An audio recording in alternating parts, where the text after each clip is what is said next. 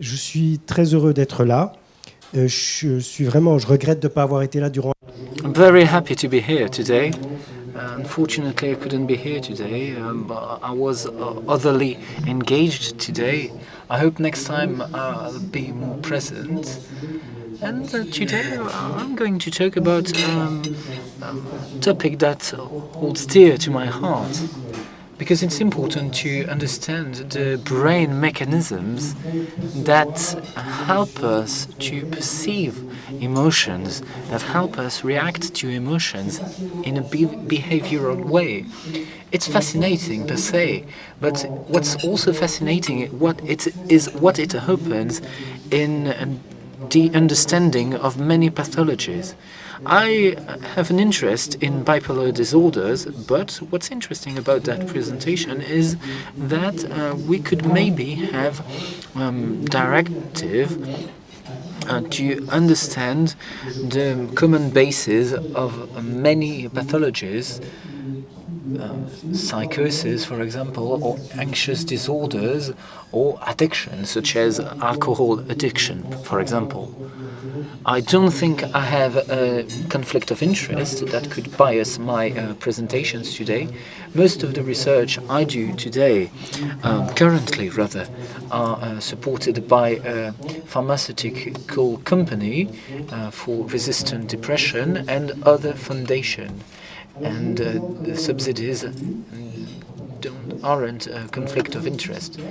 Let me introduce myself. I was graduated in 1996 at the Université Libre de Bruxelles. I worked at the Erasmus Hospital in Brussels. I led the care unit for mood disorders. I had a PhD in genetics of mood disorders. It was in 2001 or 2002, and since 2008 I decided to change my life, and I decided to create with a psychiatrist for children a new center that is called Psy Pluriel, not so far away from here, and it is a multidisciplinary center where we have psychiatrists, psychologists, we have TCCs, we have in fact 60 people, and we have a lot of work. For me, it was key to have a clinical activity as I'm a clinician.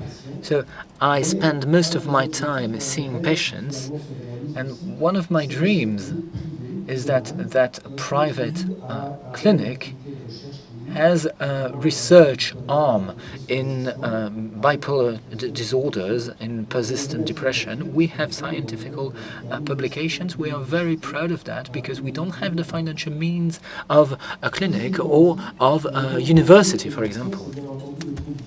So my favorite topic are bipolar disorders, so maybe I'm a stranger among you because I'm not an expert in addictions, in alcohol problems, and that's maybe the interest of that presentation, to create relationships in a cross-diagnosing way.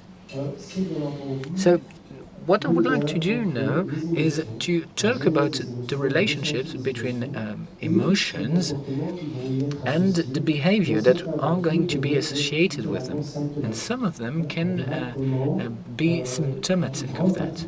We'll see that a big chunk of symptoms that we see in depression, bipolar disorders, or anxiety, for example, and alcohol issues have at the core a dysfunctioning in the emotion production. So we'll have a journey through our brain to understand the neurological substrates of emotions.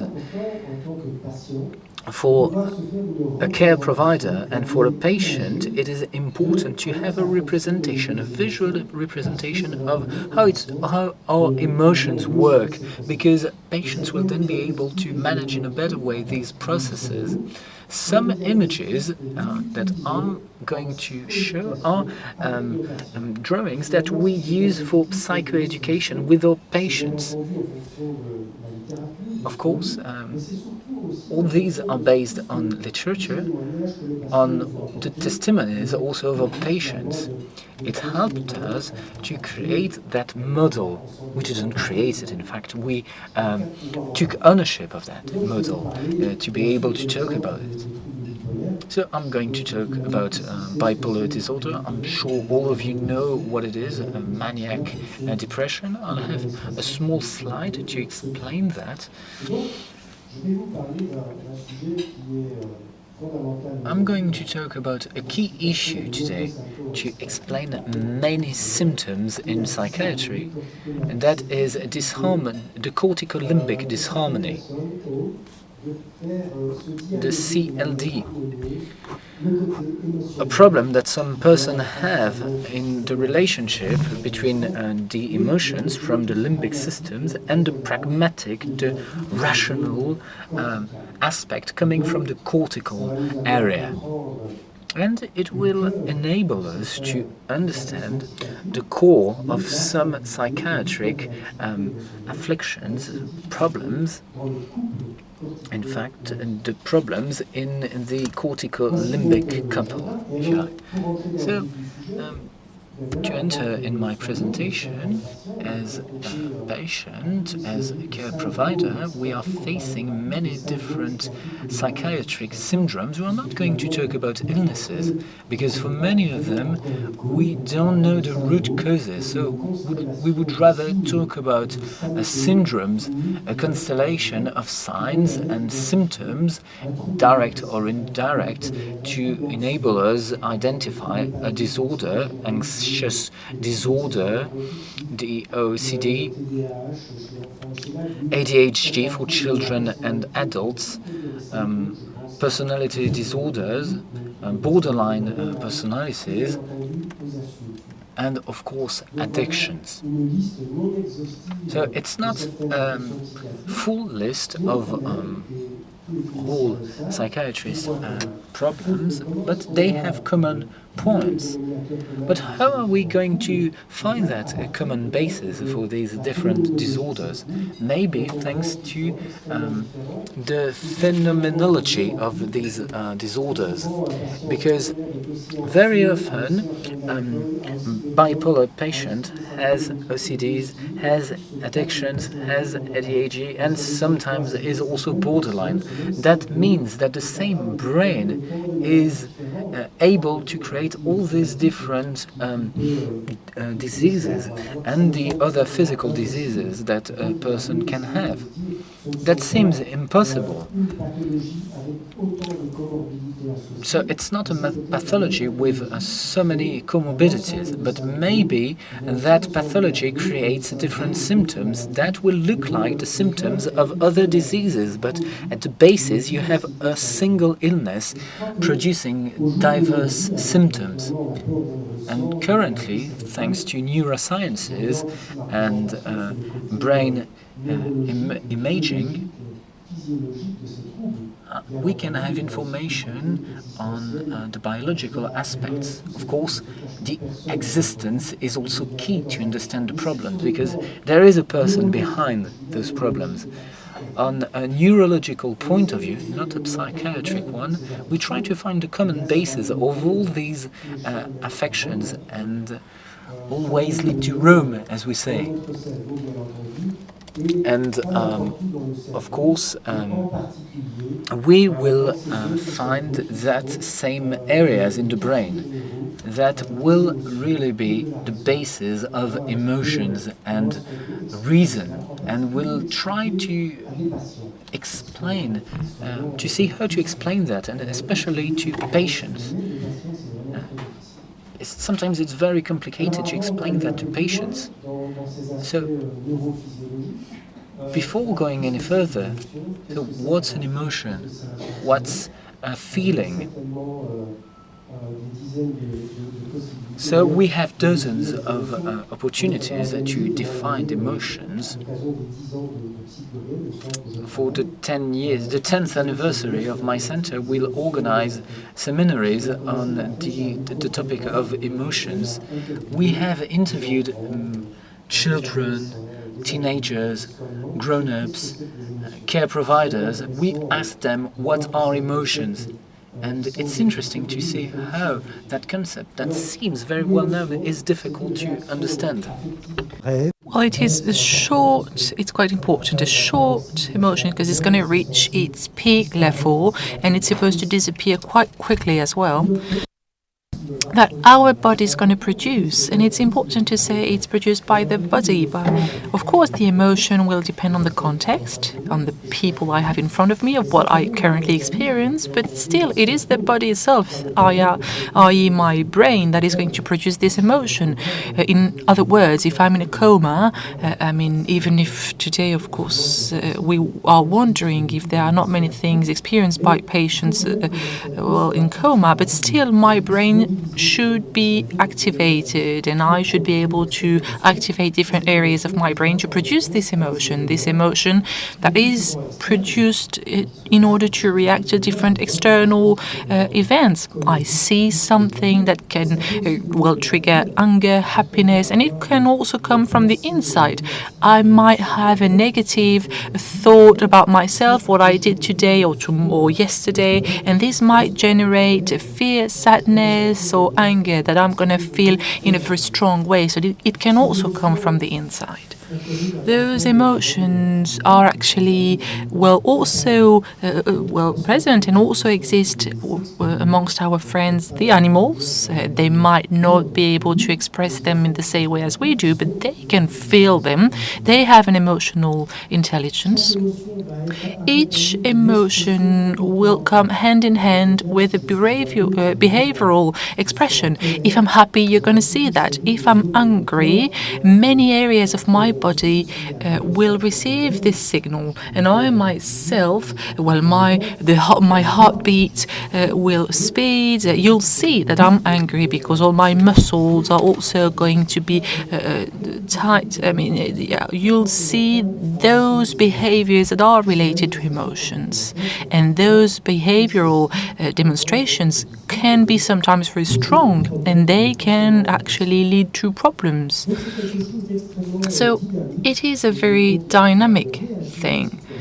When we react to a situation, to a thought, to something that's happening, to what we hear or see, it is going to create a move with different behaviors, and all this, in theory, should be quite brief. So it's really a curve, it's going up and then down again. So these are the emotions. We can feel happiness, sadness, anger, jealousy, hatred, fear, anxiety. These are names we could use that are clearly related to emotions. Sadness, happiness, and also, anxiety might be the consequence of fear, for example. Anger is a very primary emotion, and all those emotions are normal and they are necessary as well. I need to be afraid in order to protect myself. I need to feel angry so that I'm not being eaten. What can be a problem is sometimes the intensity of those phenomena. So they are brief, those emotions are brief, but this state might be longer. Bereavement, for example, is going to create sadness that is not going to disappear after 2 days. It's going to last much longer, and this is going to create a feeling. I have a feeling of sadness. I feel sad, and if it goes too far, it might actually create a consistent state that might be related to depression in the end. So this kind of stable attitude on the long run, of course, depends on our culture, on the environment we live in, and also on many factors that are strongly related to the person, their education, who I am. It's not only, these are not only organic reactions. This, if that's clear for everyone, we might think that some disorders are actually going to be defined by misfunctionings of those emotions. In other words, if the emotions are actually demonstrated in a very intense way, they they might have these kind of consequences. And this is what mattered to some authors who wanted to focus on bipolar disorder. Bipolarity is this lack of balance between the different emotions. The many functions and many emotions can vary a lot, very strongly, leading to disorders related to emotions. And because the emotions are strongly related to the mood, of course, if you don't have balanced emotions, you are going to have, a lack of balance in my reactions, in my emotions.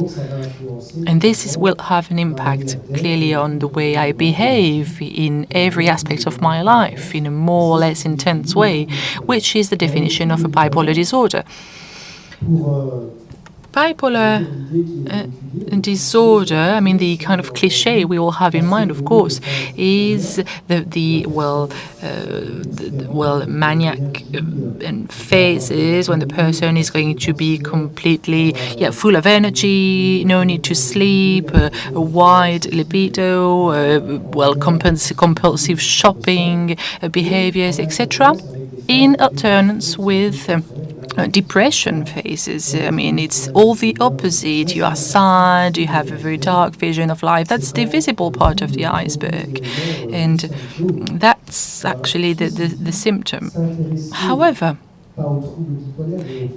if we try to focus on not the bipolar disorder itself, but the person suffering from bipolar disorder. And those persons are going to say that, yes, indeed, they have depressive periods. They have, very severe symptoms that are hard to live with, that have to be treated, and sometimes in an urgent way. But if you only deal with bipolarity with those two phases and their alternance, trying to avoid them, in a way, you would miss the heart of bipolarity. And the heart of bipolarity is, and that's what patients tell us, this hyperreactivity, emotional hyperreactivity.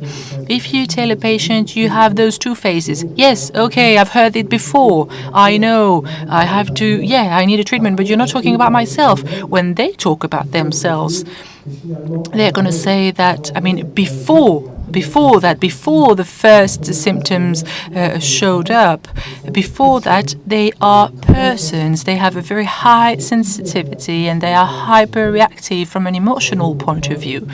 The proof being is many expressions they use themselves. Emotional tsunami, mental epilepsy. We fully understand why actually these are used. Also, emotional fire, emotional lift. I want the maximum. I react very quickly. It goes very high very quickly, etc. And this is the case even when they are normal, between brackets. They're not in any of those two phases. And these are the premises of a maniac phase, a depressive phase. This happens, a depressive phase would happen with one emotion. It doesn't mean it's switched off. It actually leads to depression, and it's really strong. So what they tell us, because as doctors, as psychiatrists, we talk to them about different bipolar disorders, about brain, about medication, etc. But what's at the heart of the matter? Well, it's their hypersensitivity, their hyper emotions, the fact that these are people who have a very strong reactivity to emotions. And if you deal with bipolarity, you deal with the person before he or she was actually started those phases. So for some of them working with other pathologies, these could be used, what I told you during the past 10 minutes could be actually used for other disorders, alcoholism, borderline disorders, and you could have the same view, the same, arguments for other pathologies. What I said here is not bipolarity specific, and that's when it becomes interesting. So coming back to bipolarity, and maybe for other pathologies as well, The objective is to stabilize the mood, meaning avoiding those two phases. But if we take into account this emotional hyperreactivity, if you want to stabilize the mood, you have to act on that. Of course, we're not going to, change completely the person. We don't want the person to feel like, completely asleep without feeling any emotion. Not at all. The idea is to reach a balance, of course, respecting the person, the very nature of this person, and also avoiding those extremes. So we'll try to keep the system of emotions to maintain it at a quiet level, because this system might change from 1 minute to another. If you say something wrong to a person with such disorders, in 1 minute the person might change, completely. The person might be happy before that, and 1 minute after they're really sad. But if you manage to control, and not only with medication, of course, what I'm saying here, of course, I think that medication can help controlling the system, but it's not only about that. Having social interactions, being happy in one's life, with medication, relaxation, these are also tools that can help get a more stable emotion. So this instability is, of course, a clear symptom of bipolarity, but not only. And so we will have to focus on that if we want to have a better approach. I'm not going to dwell too much here, get too much into details, but bipolar disorders are mainly treated with stabilizers, lithium and then valproic acid and others. And actually, weirdly enough, those are anti-epileptic. And sometimes if they open the box, they say, that's a weird, that's not for me. But if we know the way they work, Nepotine, for example, and all those anti-epileptic try to promote the activity of a neurotransmitter, which is the gamma. For those of you working with alcoholism know it very well. It is a neurotransmitter, and actually it is an inhibitor. It's going to foster quietness. And going back to, this patient who said, this is my emotional epilepsy, of course, it's not the same area of the brain that is going to create convulsions, but he might have emotional convulsions, and that's where this kind of, medicine can help him. When we tell patient, we don't necessarily want to deal with your two phases, but what we want to do is really deal with it. Same with lithium. Lithium reduces the neuron activity, actually. So that's the reason why here we're trying to reach a balance of emotions. Bearing all this in mind, I think we can be much more efficient to stabilize the system of those patients. And I repeat it can also be the case for other disorders. We talked about alcoholism, personality disorders, when there are symptoms such as the borderline disorder, but also for anxiety disorders, because here it's the same thing. With the anxiety disorder, there's only one emotion. However, with bipolar people, it's about every emotion: happiness, anger, sadness, etc. Anxiety might be more specific. It's about fear as such, but the mechanism is the same. So that's a slide we usually show in psychoeducation, so that you don't believe my presentation is only about, neurology. And here I'm talking about neurology and not psychiatry, because I think if we understand the production of symptoms based on those models, we understand that these are rather neurologic, actually, symptoms. So what we tell our patients is that, yes, indeed, in your life there are stress factors. You had trauma in your life, in your childhood. Sometimes the trauma, well, is obvious. Sometimes it might be a bit perverse. You know, it's about education, poor, recognition. I'm not recognized by my parents. So it's a whole set of sufferings that are going to actually be part of this person, and that will lead to a level of suffering. However, it is not necessarily an illness. I'm not ill because, unfortunately, I've had a difficult childhood, and this generates a certain amount of suffering and sadness. I'm not ill, but we can't face these elements in the same way. I mean, some people are more resilient, and I think that regardless of the pathology we're working with in psychology, we know that many patients, the majority of patients, have had quite a difficult life. Nevertheless, they're not ill, and it will become a disorder or an illness when the existence of this person is going to face and meet some physiological weakness, and this weakness is going to produce the symptoms.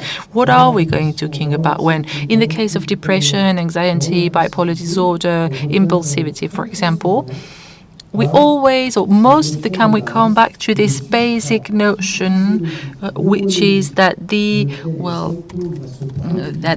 here the neurological substrate that is going to actually receive those emotions is, it's taking place in the brain, and more specifically in the kind of headquarters of emotions of our brains that actually trigger some emotional fragility. And this, most of the time, is going to create the symptoms, and that's where the medication is going to have an impact. Several type of medicines, neuroleptics as well, they're going to act directly on those neurological circles acting on emotions. So a psychiatric disorder is really the encountering point, the meeting point of those two elements, of course, the life of the patient, but also the specific neurological context of the person. So coming back to bipolar disorders, and you'll see that it can also be used in other pathologies, these emotional hyperreactivity is at the heart of the matter, because here, we can talk about and see that sometimes that these are the prodromes, and that's what happens in an adult or in a child even before the symptoms appeared, even the diagnosis, and it can appear in a very early way. Sometimes the prodromes, in most of the patients, that's what we see, and most of the time, those prodromes are just anger, lack of stability, and changing mood. Some more specific elements of bipolarity do not necessarily appear in an early way; they appear much later. It doesn't mean that all the babies that just take a tantrum are bipolar, not at all. But if you ask the question to parents of bipolar children or bipolar adults, and I insist it might be the case for other pathologies, parents say, yeah, he was a very sensitive child, very angry, and he would express his emotions in a strong way. So there is it's already, of course, and hopefully neuroscience during the 20, 30 past years have focused more and more on emotions, because in the past we mostly focused on the cognitive part, on the reasoning part, the cortex. But now and it's been the case for some years, thanks to, brain imaging, for example. Well, we focus on those areas of the brain that help us understand those, emotional issues. And you can, of course, imagine that in the case of some patients, alcoholics, etc., well, it's a great laboratory for us to study emotions, to study the impact of emotions. And emotions are really interesting to see. There's a very rich emotional pool, I would say, in a bipolar person. So this research tells us that indeed each one of us is going to work in a different way, and for each one of us there'll be a relationship between our neuronal stability, mainly the neurons come from the limbic system, the headquarters, generating emotions. So there is a relationship between the stability of neurons. When I talk about stability, it's really their electrical activity. You can register this activity, and it can be more or less stable. And depending on this stability or the lack of it, it might generate a kind of more or less intense background noise. And today we know that the structures of the limbic systems are mainly involved in it. And this slide is a slide we use in psychoeducation when working with bipolar people. Well, I'm not going to dwell too much on it, but we tell them indeed that there are two main parts or three main parts in our brain we're interested in. The first one, of course, is the cerebral cortex, of course. And it is very much developed in animals with some very developed area. But also the prefrontal cortex that contains, billions of neurons that are here because I was educated, I learned many things, I know how to live in the society. That's my pragmatic side, let's say. Next to those areas, below those areas, and I like the idea of a level. You have the higher part and the upper part. And then below that, you have what we call the reptilian brain. It's the instinct part. And, animals have more or less the same size, and they more or less have also, different parts, hypothalamus, etc. And what we see is that this limbic system is connected to the main part, the third part of the brain that makes it possible to connect the brain to the body. In other words, if I see something that might frighten me, that might scare me, or if I experience something that is going to generate an emotion, the first thing that is going to be to react is this part, and we actually don't have the same capacities. Of course, genetics play a role here. My neurons might be trained to hyper-react in some cases, and the first signal will be sent to the body itself. So even before I know why I'm afraid, my body's going to tell me something. My heartbeat is going to accelerate, my stomach will hurt, many areas are going to be activated, and so the body is the first one to be informed. And in a second moment, those areas of the limbic system are going to be activated, and therefore they will make me feel anger, and the same would happen with fear, happiness, or sadness, and they're going to have a dialogue with other areas of the brain. Among them, the limbic system is going to send signals to the prefrontal cortex. And so the emotion I'm feeling, the emotion my body is feeling, my frontal cortex is going to tell me, you're feeling an emotion, it's quite normal to be angry. And I'm talking to my patients, calm down, you are in a specific context here, there's no need for you to be aggressive, verbally or even physically. So thanks to this dialogue, to this kind of feedback between both dimensions, I will, of course, adopt a behavior that is usually accepted, commonly accepted and balanced. But sometimes this dialogue might not work very well for several reasons. Let's take an example. Frontal, if I have an accident, for example, or if I have a trauma, which is the case for Phyllis Cage. I don't know if you heard this example. I think it was a London worker, a very nice man, very well-balanced, a good man, working in the construction sector, and I think he received something material in this part of the brain, and overnight he became a very impulsive person, angry person, insulting other people, aggressive, violent, also inside his own family, and he was a very peaceful person before that. So if you lose your frontal cortex, you are submitted to the dictatorship of emotions. You only have emotions and you no longer have a potential dialogue and feedback coming from your cortex.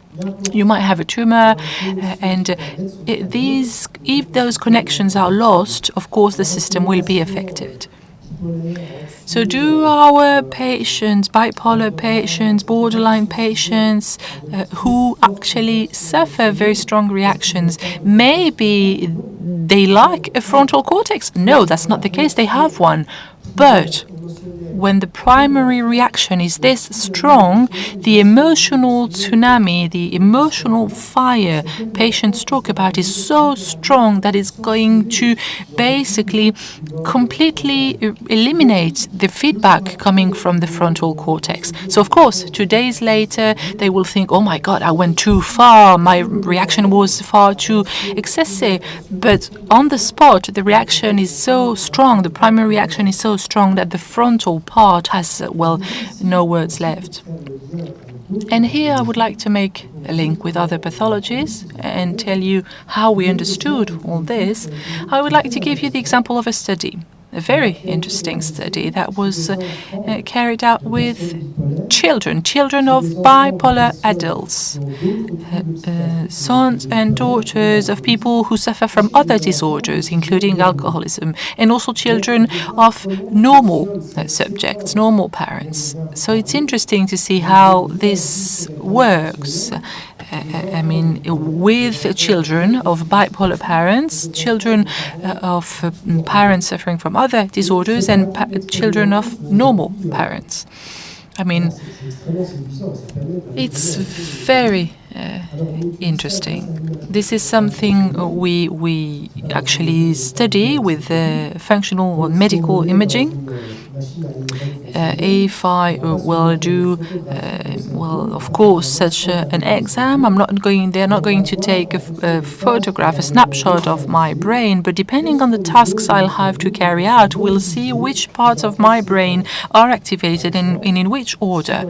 For example, if in this MRI device I am being shown, angry images, etc., the device is going to record the activation of the areas of my brain that should be activated in this kind of situation.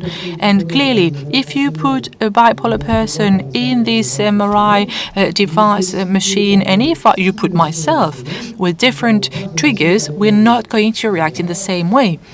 And we'll see that in the MRI of bipolar patients, of course, reactions are very, very strong. On a pris ici dans cette étude un groupe. We worked with a group of young people, children, teenagers, from bipolar parents having other sorts of psychiatric problems, alcoholism, panic disorder, food disorders.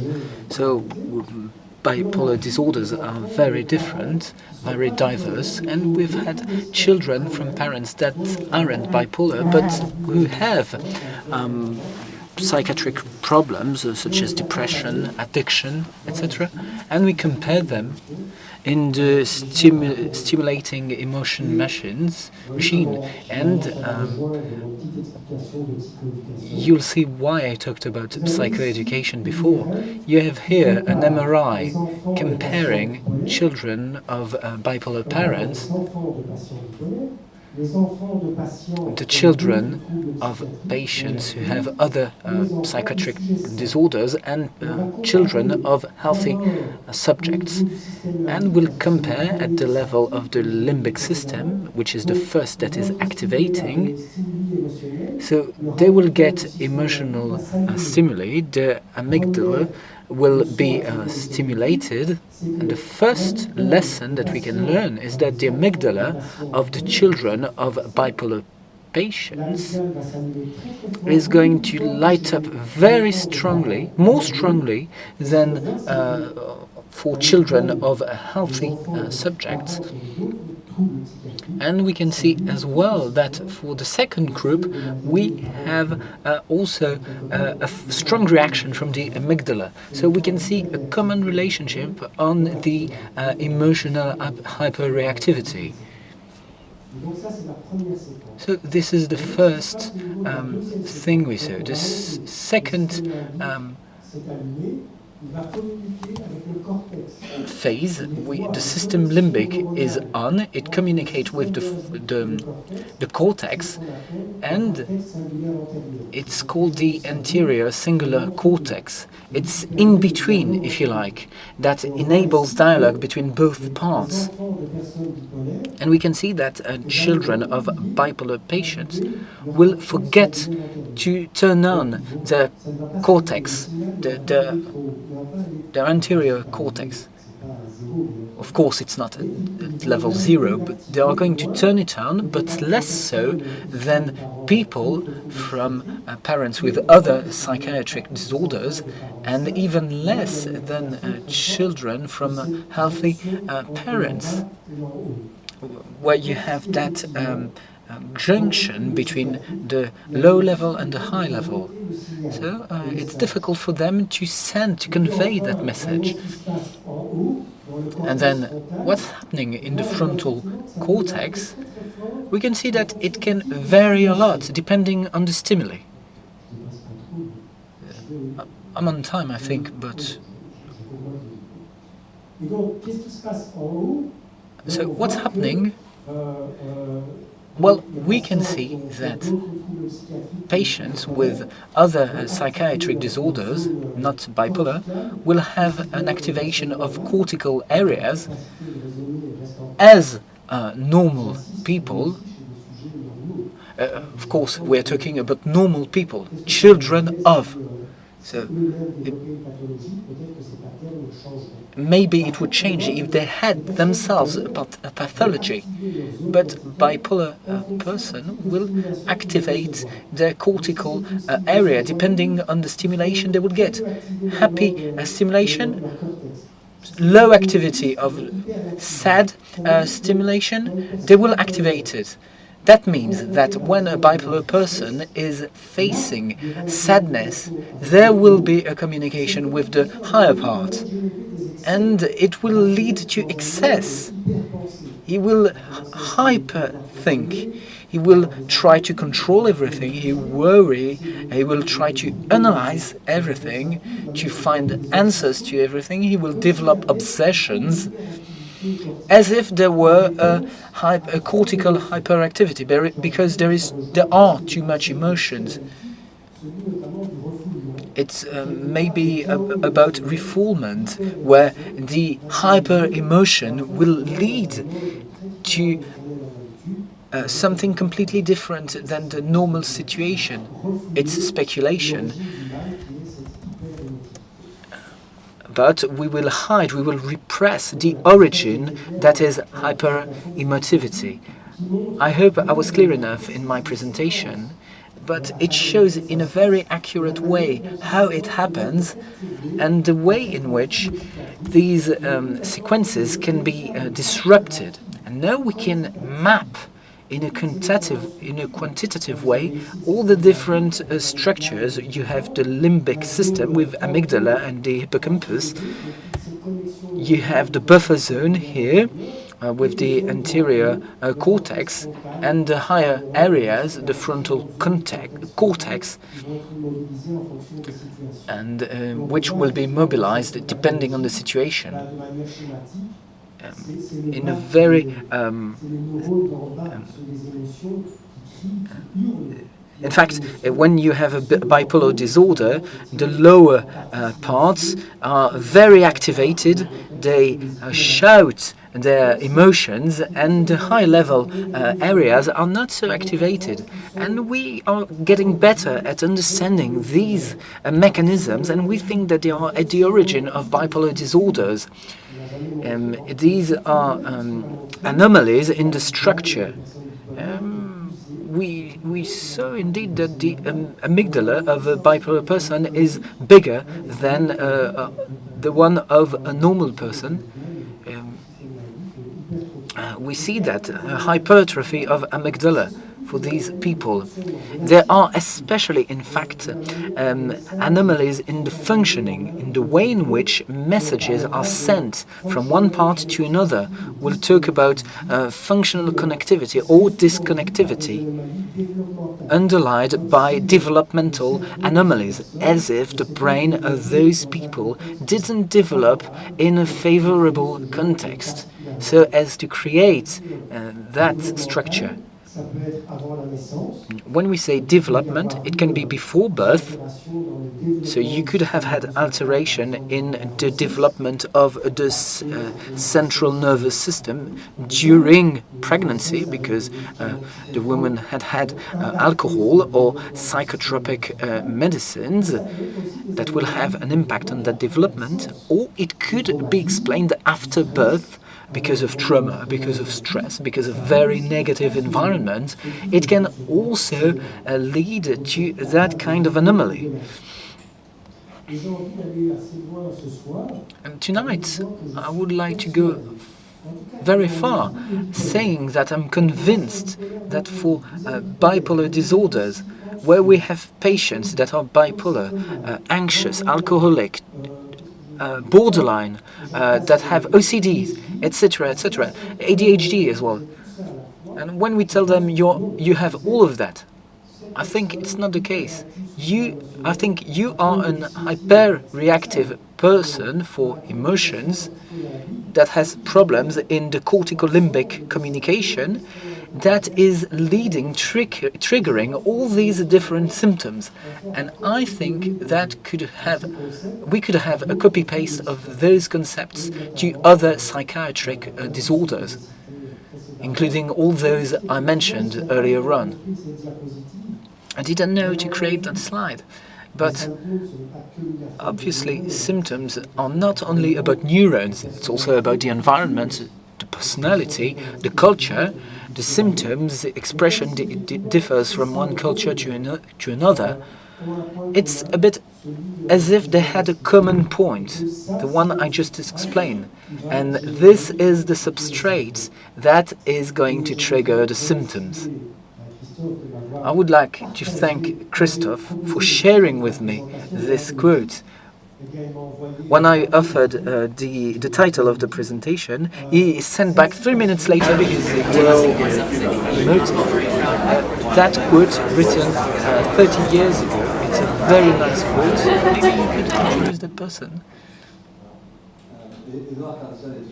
Edouard Cancian is still alive. He's director of the Medical School of Psychiatry in Harvard.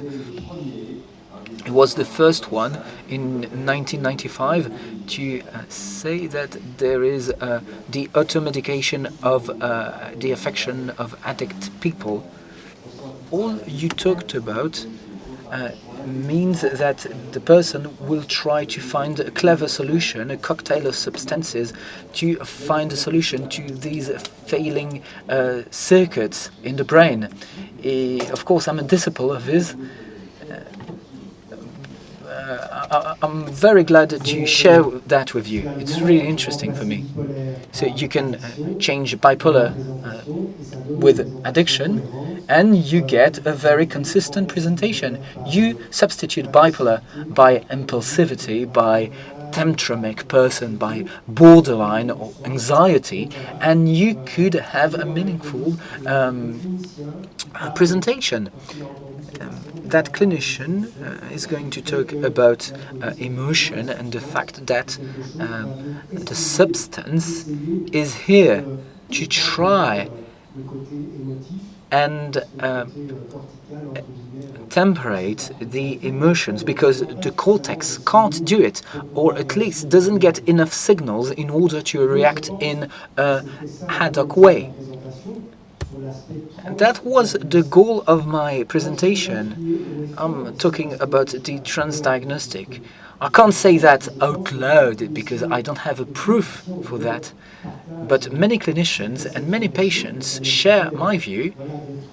Maybe it should be validated through experience. I think that dissociation, those problems within the cortico-limbic couple, is at the core of that emotional instability that exists before the symptoms appearance, and that is also the common basis for many psychiatric disorders.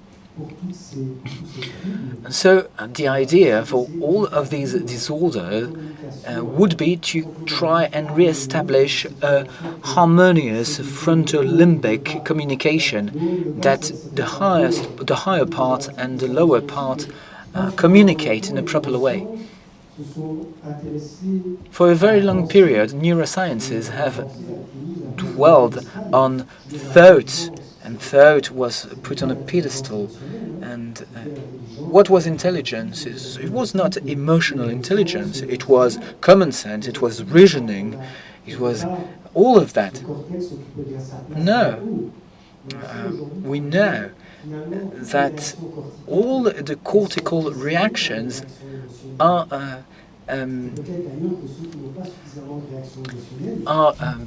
have before an emotional reaction. Some people who have no emotions have too much an activity in the cortical area, and it doesn't work that way. So it would be great if those two guys got along a bit better, and it would help appease many psychiatric symptoms. It would soothe them, and many symptoms that would gain in being conceived in this view, through this neurological lens, if you like. We are not only talking about brain and neurology when we talk with our patients, but when they break a table, or when they are going to be faced with an intense sadness, emotion leading to depression, when we explain to them that it is neurological, when we tell them that it involves emotions, it talks to them. It's really helpful for them. Thank you very much for your attention.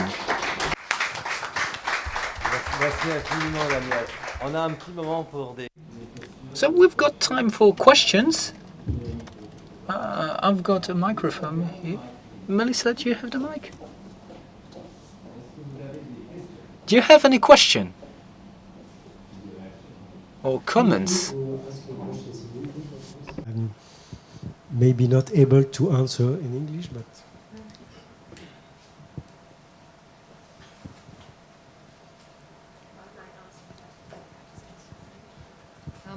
would you agree that somebody with a personality disorder, probably due, or a post-traumatic stress disorder, has a reaction to that? But if you can give them a more positive situation by working through the trauma with them, that those neurons can change and therefore actually heal that experience that was a negative one originally?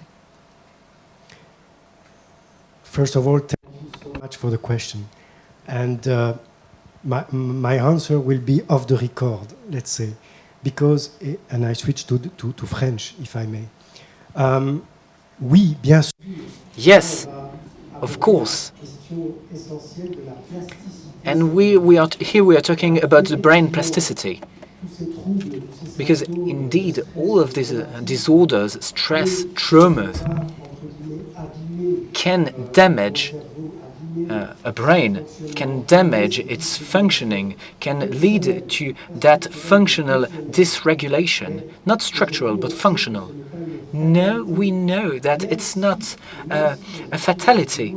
It's not doomed to be like that. Even though it is genetic, even if I inherited from my parents that potential to hyper-react to stress factor, to traumas, even though I inherited them, the action of these genes can be modulated throughout my existence. It's epigenetics, or the genetic expression, depending on my life, on the substance I will use, alcohol, cannabis, cigarette, tobacco. I can modulate the actions of these genes. Even my genetic legacy is not a fatality. Of course, life events are not a fatality. My personality is not a fatality.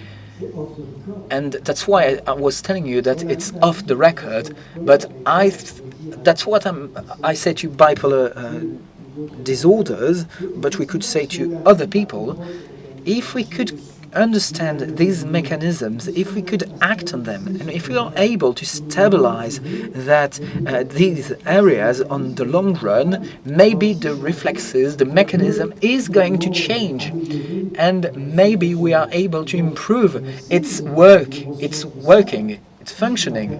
And neurosciences know that everything that is going to lead to that favorable development of the plasticity are good social interactions, happiness, having enough positive inputs in your life, love. That's the only thing that is important to cure from those problems. It's easy to say that, and then you have detrimental elements such as drugs, etc. And many forms of psychotherapies have truly an impact on that kind of neurological functioning. Meditation has been proved. We see that those areas transform in a structural way, even throughout many years.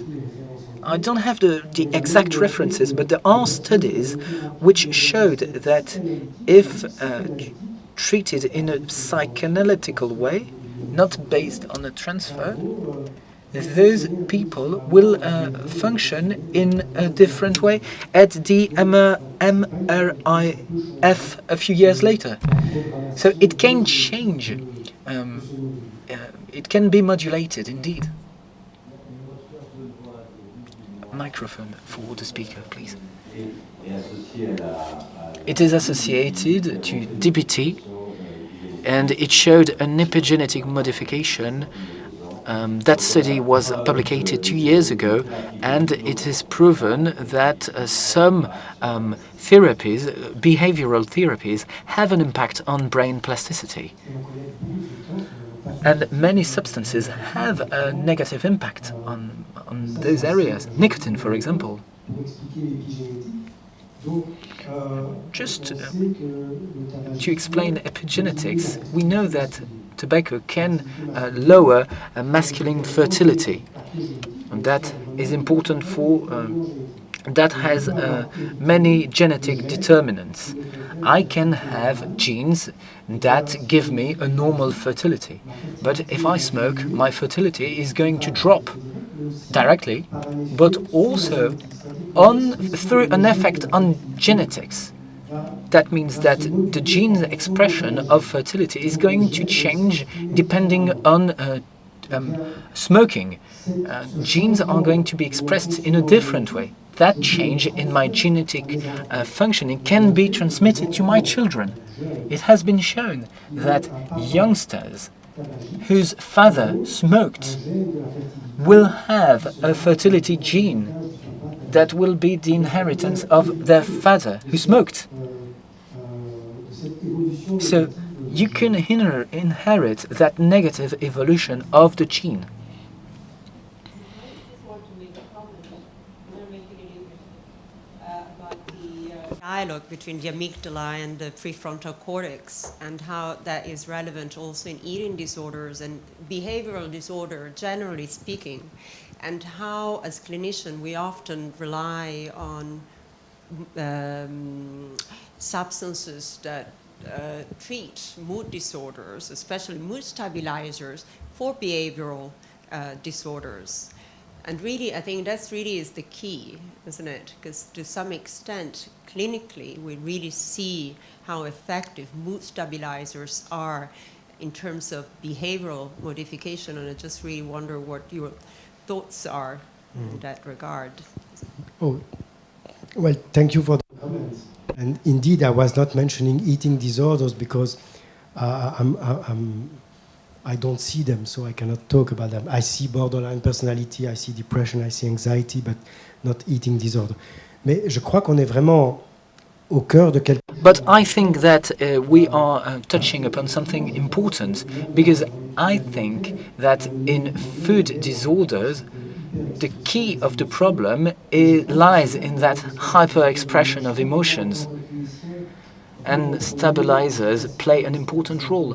I don't know how you conceive the importance of those stabilizers for food disorders, but I want to understand it through that lens, which I just explained.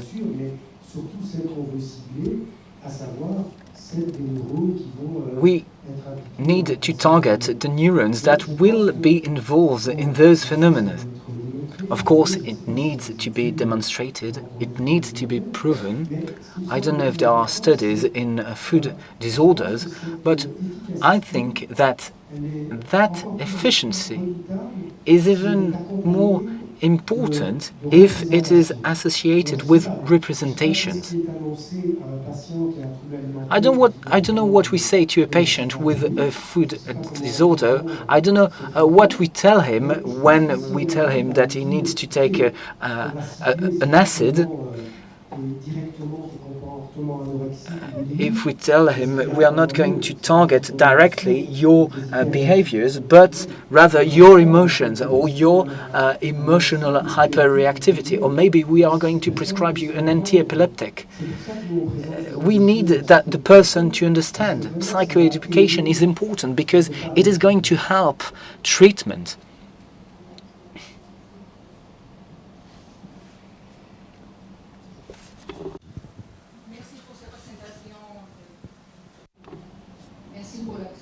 Thank you for your presentation, first of all, with that cross-cutting vision of the psychiatric syndromes,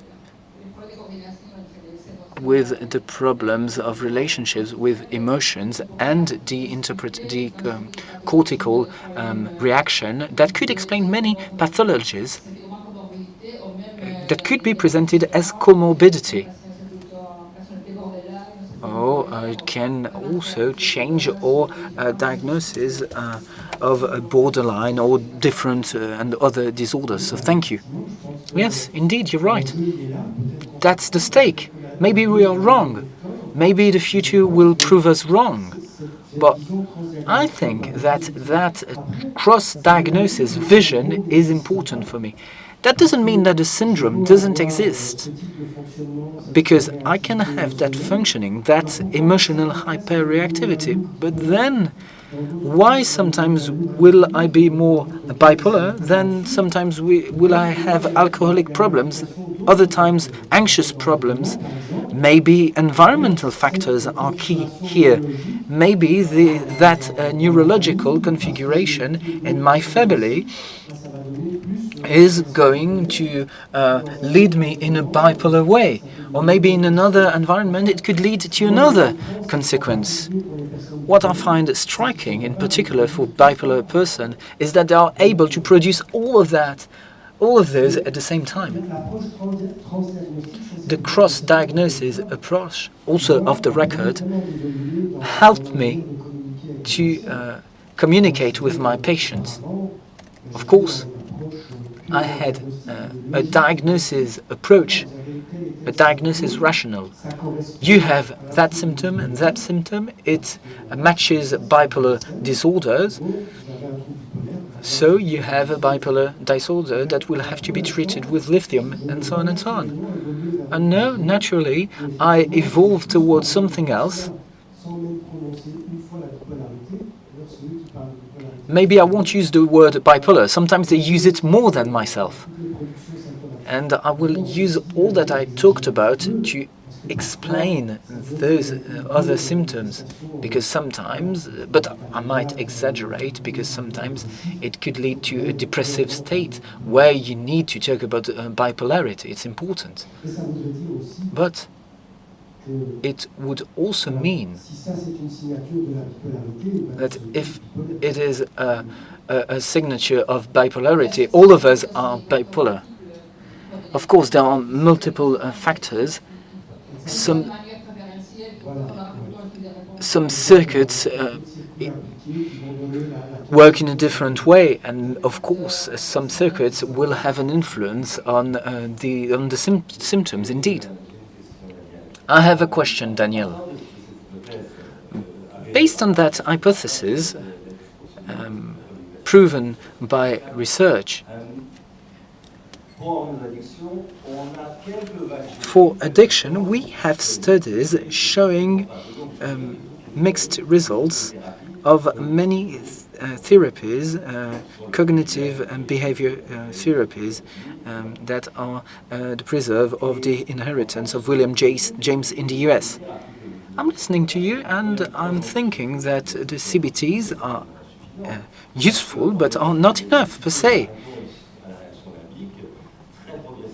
Because the reaction to the limbic situation, it might not be enough to have that CBT. Whatever the pathology, it's always the same, because what we say is very important. It means that we are wrong in a therapeutical way. I might add a bit of nuance here. It is important to use every resources at disposal. If we know what we are doing, if we can explain why we are doing it, and if we know at which level we are working. For me, CBTs, at least for depression, anxious disorders and bipolar disorders, I won't talk about alcoholism because I don't know about that. But for me, it's a bit like medicine's treatment, because it enables a better management of emotions, a better management of the emotion reaction. And it will enable the implementation of cognitive strategies, enabling the patient to manage in a better way the emotions. Of course, it's not solving the problem, you're right, but it has afterwards an impact. Having said that, we are not treating at the source of the core, at the root causes, in fact. We need to be certain of the level at which we are working. Maybe it's sufficient, but it's not enough. We also need to act on other dimensions, the source. And of course, that's different from one pathology to another, or even from one person to another. Merci. Thank you. Studies on meditation, preventing relapse when you have a substance abuse. Meditation might be the most proven tool to prevent relapses, and apparently 2,500 years ago Buddha knew that already. I'm convinced about that, but it's difficult to practice that method properly. It's a good example, though, of an approach that is working for many pathologies, even for normal people, let's say. Why such an approach is working for depression, for bipolar disorders, anxious disorders, burnout, dependencies, addictions? Because maybe it is acting on a node that is important, that is at the basis of all those symptoms. Last question?